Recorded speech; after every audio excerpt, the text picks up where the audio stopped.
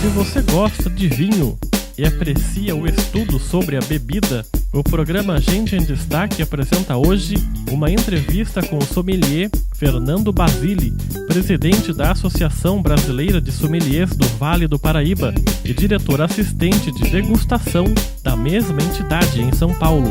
Vamos falar sobre as características especiais do vinho e os pratos que combinam. Será que o vinho fica bem melhor na medida em que vai ficando mais velho? Fernando dá aula sobre o vinho, em lojas e empresas. Além disso, presta consultoria para o desenvolvimento e implantação de cardápios em restaurantes. Nessa entrevista, vamos abordar ainda as qualidades das harmonizações, os treinamentos oferecidos para quem quer ser um legítimo especialista em vinhos e também do atual movimento do Brasil em relação à produção da bebida, em qual posição o país se encontra nos diversos setores dos vinhos.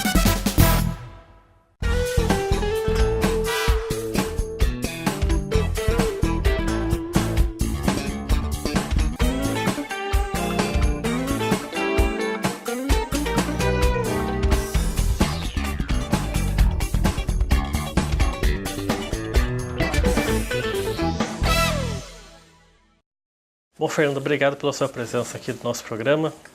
Queria começar essa entrevista fazendo uma pergunta básica, né? O que é um sommelier? Tá. Rodrigo, primeiro eu que agradeço a oportunidade aí de estar falando sobre a profissão de sommelier e podendo estar divulgando essa profissão e a cultura do vinho. Bom, sommelier. O sommelier hoje, qual é a função dele? É escolher, comprar, armazenar e orientar o cliente dentro de um estabelecimento que comercialize vinhos, seja um restaurante, uma pousada, um hotel, um navio, uma loja de vinho e até um supermercado que tenha um setor específico para isso. É uma palavra francesa? É uma palavra francesa que vem somme, tá? Seria, digamos assim, o carga. E lier é o lidador de carga.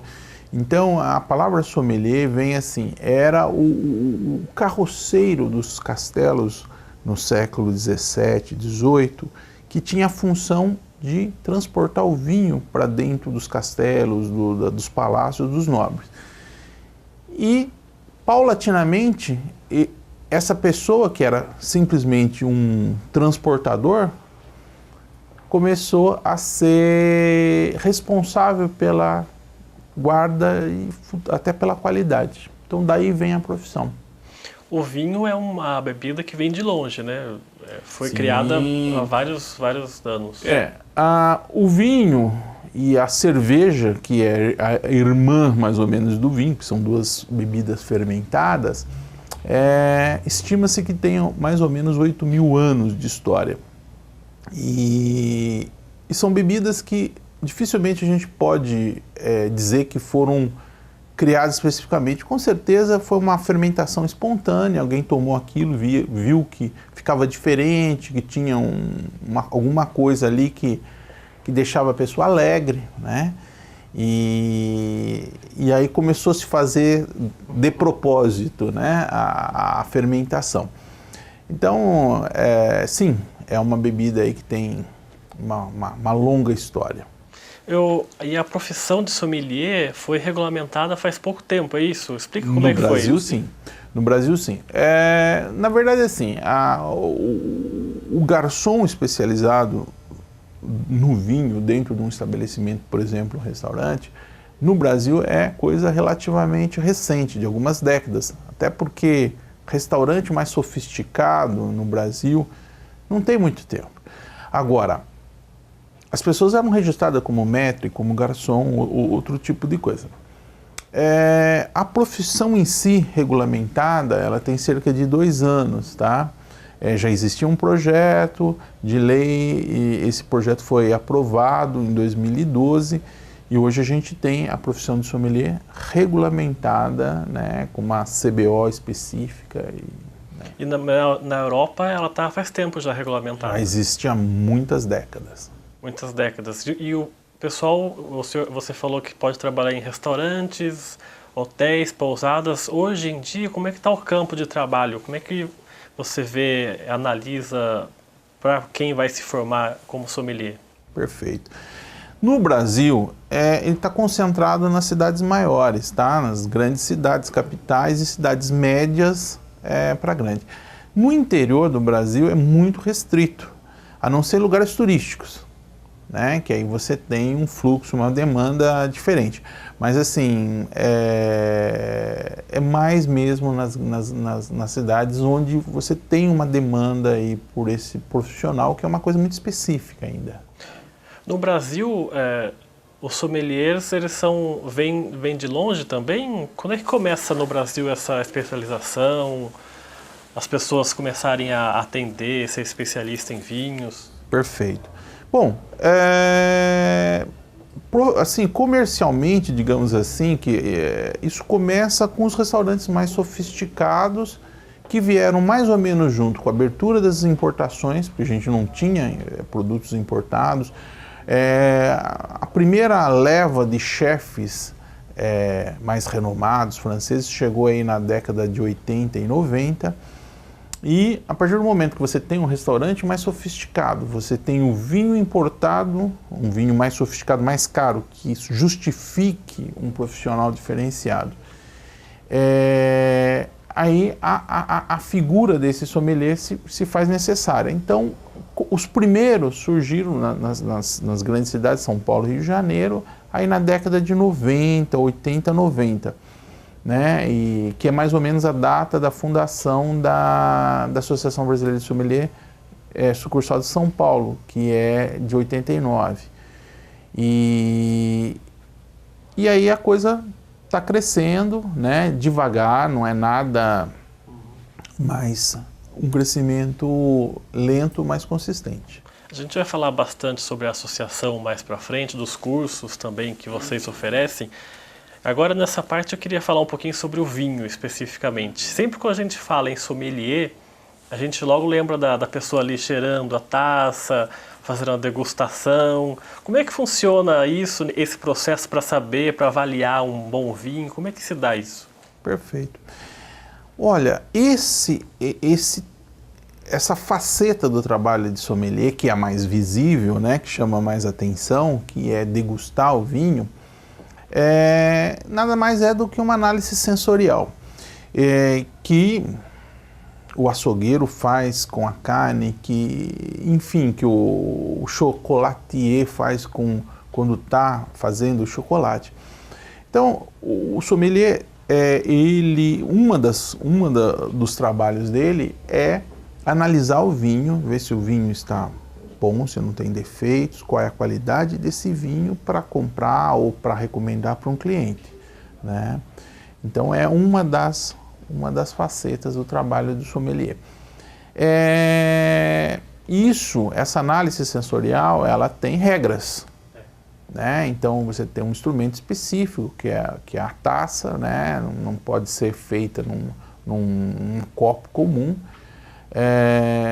Você tem um vocabulário, né, específico a descrever esse vinho, e isso você aprende nos cursos, né, com profissionais da área e com muito treinamento, que é como tudo. Você não vai fazer um curso de 5 aulas e vai falar assim, eu sou sommelier. É o treinamento, como qualquer pessoa. E daí nessas degustações vocês veem o aroma, veem o que mais, que tipo de ingredientes tem ali, tá. Como é que se dá isso? Boa pergunta, Rodrigo. Na verdade é assim, as pessoas pensam no vinho, sempre pensam no gosto, mas o vinho é 90% aroma. Né? Até porque os sabor, né, gosto, são 4, né, ou 5, salgado, doce, azedo e amargo. O resto é cheiro, o resto é aroma. Então, a análise sensorial é feita nessa sequência, basicamente em 3 etapas. Análise visual. Para ver a cor do vinho. Para ver a cor do vinho. A cor do vinho pode indicar se aquele vinho está bom ou não. Antes de você cheirar, antes de você pôr na boca, né? Análise olfativa, que é a mais importante, que você vai ver toda a paleta aromática daquele vinho, se está de acordo com aquela uva, com aquele tipo de vinho, se o vinho não tem nenhum defeito, porque existem alguns, como tudo, é passível de ter defeitos. Então, se aquele vinho específico, aquela garrafa específica não tem algum defeito de fabricação, e por fim na boca, onde você vai ter algumas coisas que eu falei, né? O amargo, principalmente, o doce, o ácido. Além disso, as sensações que a gente chama-se tecnicamente sensações pseudotérmicas, né? Que é o álcool, se o álcool está queimando demais na boca, né? Esse queimando é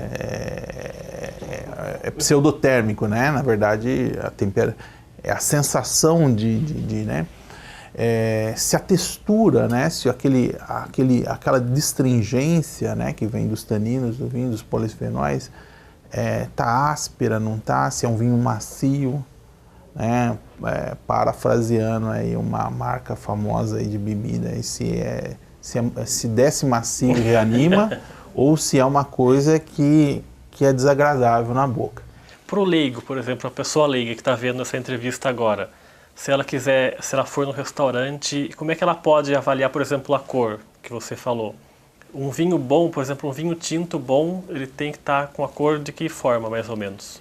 Então, não é tão simples assim. Veja,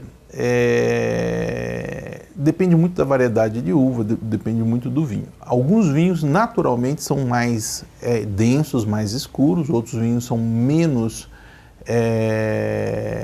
tem uma intensidade de cor menor, tá? Agora, a regra, assim, muito para leigo, muito básica, seria o seguinte: se você pedir um vinho e esse vinho não tem 10, 20 anos na garrafa, é um vinho jovem, como 90% dos vinhos que vão ser encontrados no mercado, vinho 2011, 2012, e o vinho está com cor de tijolo, há uma grande possibilidade, uma cor de telha, um amarronzado, que esse vinho esteja estragado. O vinho, quando é jovem, grosso modo, tá? Ele é uma cor rubi. É um vermelho rubi, é um vermelho até às vezes até com algum reflexo, alguma coisa de violeta, é uma cor por aí. Se ele está com uma cor amarronzada, tem alguma grande possibilidade de o vinho ter algum problema de conservação, que às vezes não é da fabricação. O sujeito comprou, o dono do estabelecimento, isso é uma coisa que acontecia muito, graças a Deus está diminuindo, punha lá num local quente, cozinhava o vinho, né? Então é a velha história da cantina, da pizzaria de 20 anos atrás, onde ficava em cima do forno, os vinhos ficavam em cima do forno da um tijolo ali, né? Aí virava, né, outra coisa, né? Então é mais ou menos por aí. E você deu uma entrevista um tempo atrás para eu acho que uma revista, se eu não me engano, que você disse que o vinho é uma garrafa de surpresas. Verdade. Por que dessa afirmação? Por conta de guardar o vinho mesmo, de quando comprar saber adequar ele à temperatura? Como é que é isso? Por vários motivos. Primeiro, a própria produção. O vinho é um produto natural. Você não pode, a não ser alguns conservantes que você tem que colocar, você não pode colocar, por exemplo, aromas, essências, como por exemplo a cerveja. A cerveja tem uma escola de cerveja, que é a cerveja belga, que você pode pôr um aromatizante, você pode pôr um corante, no vinho isso é absolutamente proibido. Então, é um produto muito natural, é um produto que depende das condições climáticas. Então, por exemplo, num ano muito quente, você vai sentir tomando o vinho, que aquela fruta que você percebe ali é uma fruta mais madura, que parecia, e realmente é verdade, que tinha mais açúcar. Num ano frio, que choveu muito, o vinho vai ser como se fosse uma fruta mais ácida, com mais acidez, com menos aromas de frutas maduras.